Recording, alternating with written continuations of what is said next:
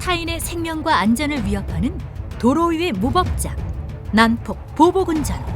그 유형과 처벌 수위, 대처법을 알아보기 위해 서울 송파경찰서를 찾았습니다.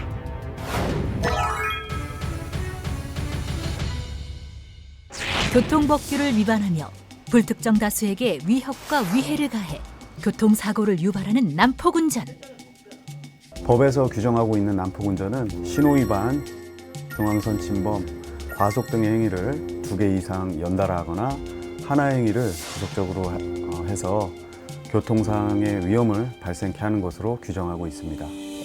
예전에는 난폭운전에 대한 직접적인 처벌 규정이 없어 신고를 해도 해당 운전자에게 통보 처분 등 가벼운 처벌만 행해졌으나 2016년도부터는 도로교통법에 처벌 조항이 신설되어 형사처분까지 가능해졌는데요.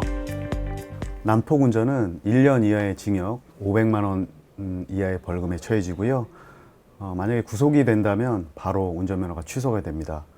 구속되지 않고 불구속건이 되면 최소 40일의 운전면허 정지 처분과 특별교통안전교육을 받으셔야 합니다.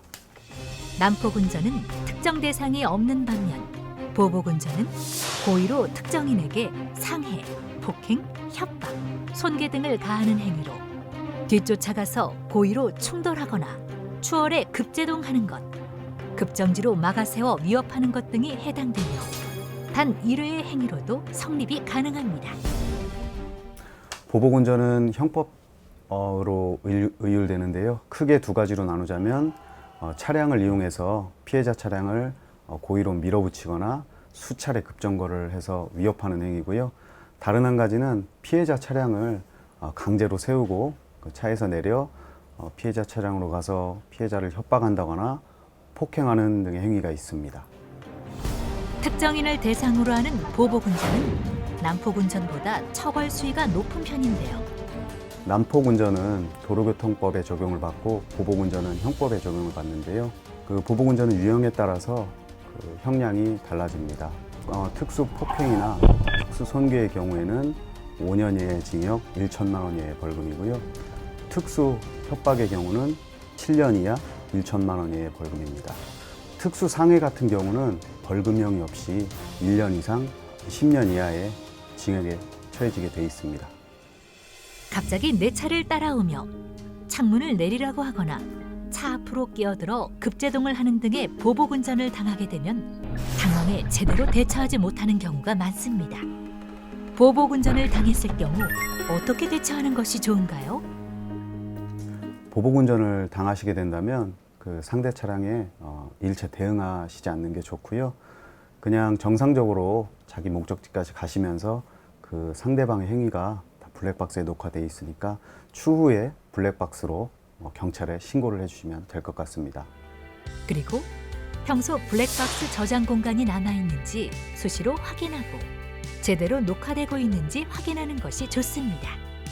난폭운전, 보복운전 신고는 국번 없이 112, 스마트폰 애플리케이션 목격자를 찾습니다를 통해 신고하면 되는데요. 휴대전화나 블랙박스 촬영 영상을 함께 제출하거나 목격자를 확보하면 교통범죄수사팀이 불법 행위 여부를 수사한 뒤 한 달 이내에 신고자에게 결과를 통보합니다. 우선은 교통법규를 잘 지켜주시는 게 중요하고요. 보복운전 신고를 접수해서 수사를 하다 보면 피해자분들이 그 원인을 제공하는 경우도 있습니다. 이런 경우가 있으면 손짓이나 비상 깜빡이로 미안함을 표시해 주시면 상대 차량 운전자 마음도 누그러지니까요. 그렇게 해서 이런 보복운전 사건을 예방하시는 것도 좋을 것 같습니다.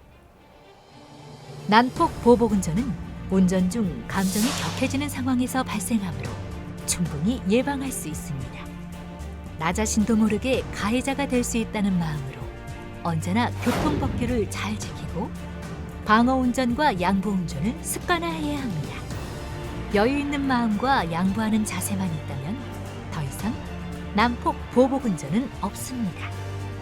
운전이 스트레스가 아닌 즐거움이 되도록 운전자 여러분이 다 함께 노력하면 좋겠죠?